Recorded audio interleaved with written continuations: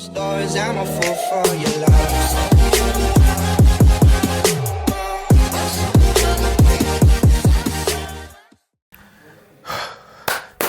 Oke, teman-teman. Ini akhirnya saya waktunya unboxing. TV-nya besar sekali. Dan saya angkat dulu dari bawah. Luar biasa sekali. Ini adalah Smart TV yang kemungkinan bakalan kita pakai nanti. Ada gunting. Kita langsung saja unboxing saja ya, teman-teman.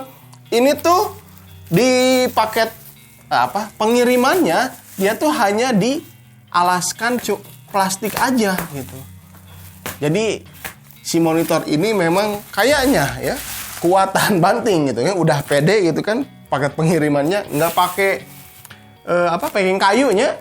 Biasanya kan kalau misalkan ini mah pakai packing kayu. Wih, sudah kelihatan ini adalah SPC sekarang punya Smart TV-nya.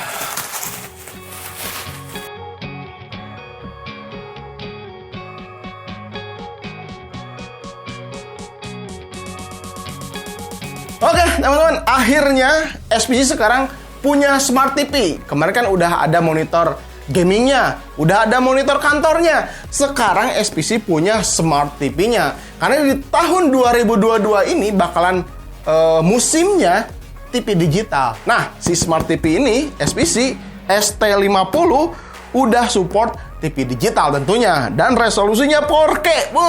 Luar biasa sekali. Kita langsung saja lihat bagaimana kualitas dari si SPC 50 inch ini ya. Kita langsung saja unboxing dan kita lihat sebagus apa si ST50 ini. Let's go! SPC ST50 Smart TV ini berukuran 50 inch dari SPC dengan layar yang frameless, menggunakan sistem operasi Android yang beresolusi 4K dan tentu saja dengan harga yang ramah di dompet ya. Ada 3 SKU, ST32, ST43 dan ST50 yang menandakan 32, 43 dan 50 inch. Saya nggak sabar, langsung saja bongkar paketnya ya. Di dalam boxnya kita akan mendapatkan satu remote, power kabel AC, terus ada standing TV-nya, ini kakinya, bahannya sih nggak terlalu pepel, tapi ini kokoh untuk menampung beban si TV ini. Terus ada 4 screw, user manual dengan bahasa Indonesia, kartu garansi, dan ini tuh garansinya 10 tahun ya, mantap banget ya. Dan tentunya si Smart TV SPC-nya. Oke, kita lihat dulu spek si Smart TV ini. Layarnya 50 inch, panjangnya 1123,5, terus lebarnya 649 dan tebalnya 77,3 mm. Tipe layarnya ini tuh VA di LED dengan 16,7 juta warna dan aspek rasionya 16:9. Kualitas layarnya 4K 60 Hz 3840 x 2160 pixel ya. Terus kecerahannya 250 nits. Jadi kalau di belakang ada lampu atau ada terik matahari gitu yang terang banget, si layarnya tuh jadi kelihatan kurang jelas, kurang terang lah gitu ya. Tapi ini tuh lebih enak kalau disimpan di dalam ruangan yang semu-semu gelap kayak gini nih. Keren ya. Terus untuk kontras layarnya 5000:1. Nah, kalau untuk urusan ini udah sangat bagus. Nonton film, olahraga, musik, ya ini udah enak banget lah. Apalagi bisa disetting mode kecerahan secara manual. Untuk operasi sistem SPC ini dibekali dengan CPU-nya quad-core 1,2 GHz, terus sistem operasinya Android 9, tapi bisa di-upgrade ke Android 11. Terus untuk storage-nya ini 8 GB dan bisa install game Android. Cuman game-gamenya ini tuh terpilih, game-game ringan aja. Kalau install game PUBG Mobile mah ya nggak bisa tuh ya. Terus kita lihat bagian portnya, di sini ada RJ45. Terus untuk koneksinya ada Wi-Fi, terus ada Bluetooth 4.0. Terus di sini ada satu port optikal, ada port HDMI, ada 3 ya. Satu port HDMI ARC dan 2 port HDMI 2.0. Terus ada port RCA ya untuk AP in-nya. Terus ada satu port TV. Nah, ini bisa colokan antena di sini. Dan yang paling penting di sini ada USB ya, ada 2 USB 2.0. Terus konsumsi dayanya ini maksimum 100 watt. Tapi kalau standby ya kira-kira di bawah 5 watt. Kalau lagi nonton YouTube ya sekitar 50, 60, 70 watt gitu kan. Tergantung si kontras yang ditampilkan di Smart TV ini. Untuk beratnya sekitar 12,5 kg. Jadi lumayan cukup berat juga ya. Terus untuk suaranya ini tuh udah support Dolby Surround speaker stereo. Ada 2 ya si speakernya ini. Kalau wattnya sih di sini disebutkan antara 8 watt, jadi sekitar 16 watt. Menurut saya, ketika volumenya ini di 100%, untuk ruangan tamu, misalkan disimpan di ruang tamu, 3x4 meter ruangannya, ini suaranya udah sangat cukup sekali. Nah, saya coba gedean sedikitnya.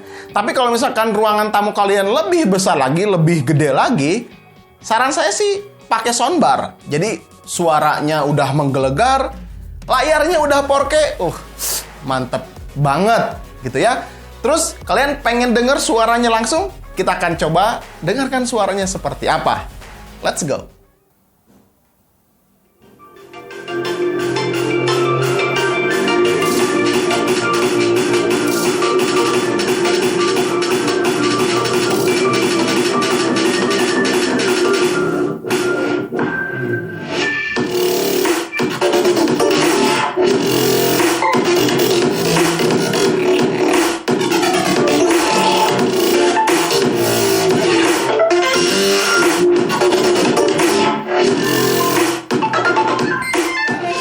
Nah, ini nih yang paling penting ya.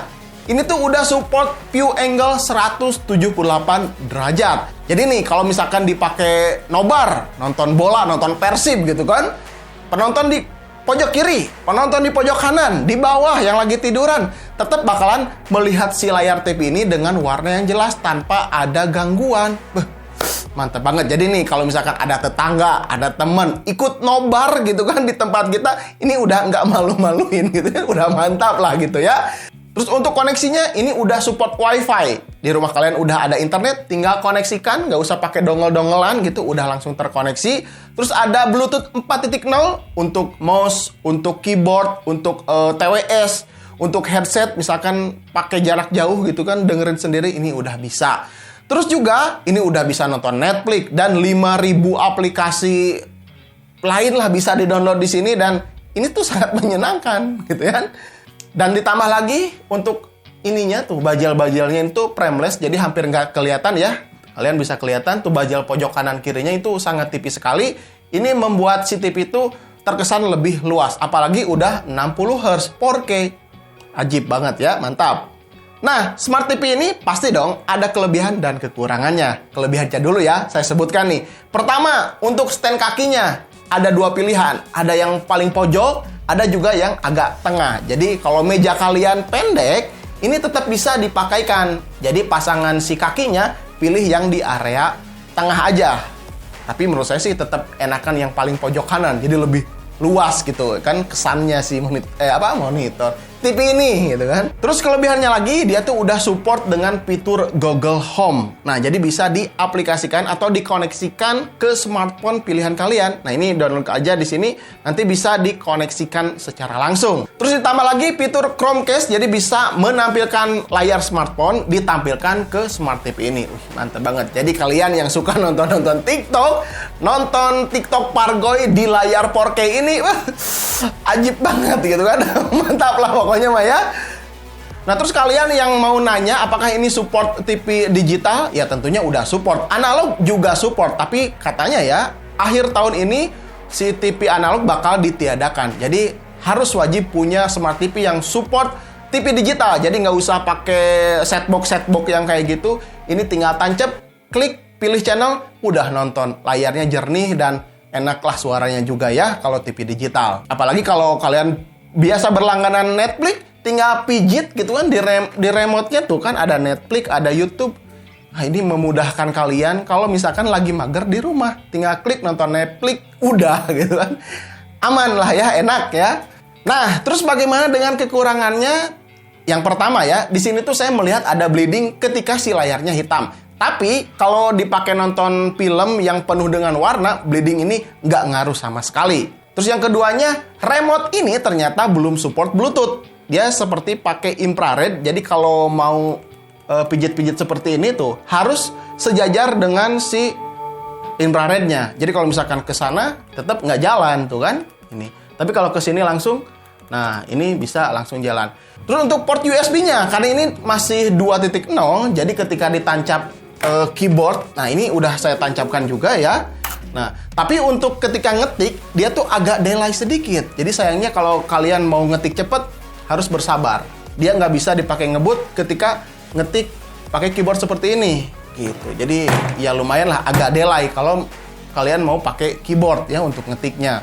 Terus tambahan aja, ini sebetulnya bukan kekurangan ya, cuman yang saya rasa aja sih, suaranya memang ketika di ruangan saya lumayan cukup gede, suaranya agak sedikit mendem. Jadi ya solusinya kalau saya mau pakai TV ini, saya pasti akan beli soundbar tambahan untuk mendukung si suaranya tadi. Jadi layarnya udah bagus, suaranya juga udah kencang banget. Ya kalau pakai tambahan soundbar. Tapi kalau mengandalkan di sini ya menurut saya kencang sih kencang ya, cuman agak sedikit mendem aja sih. Terus bagaimana dengan harganya? Kelebihannya udah segudang, kekurangannya juga tetap. Dan harganya dibanderol 4.750.000-an di bulan April ini. Menurut saya harga segini ini tuh paling murah di kelas Smart TV 50 in dibandingkan dengan brand-brand lain. Dan yang paling menarik di sini dia punya garansi 10 tahun. Wow, luar biasa. SPC ini memberikan garansi selama itu kan. Ini sangat luar biasa sekali. Tapi 1 tahun untuk garansi baru dan 9 tahun sisanya untuk garansi servis aja. Jadi kalau ada apa-apa selama 9 tahun kalian bisa hubungi service center atau baca di buku petunjuk ketika di paket pembeliannya kan ada buku petunjuk. Nanti bisa hubungi nomor di sana dan nanti kalian bisa mendapatkan bantuan untuk servisnya. Wih, keren ya.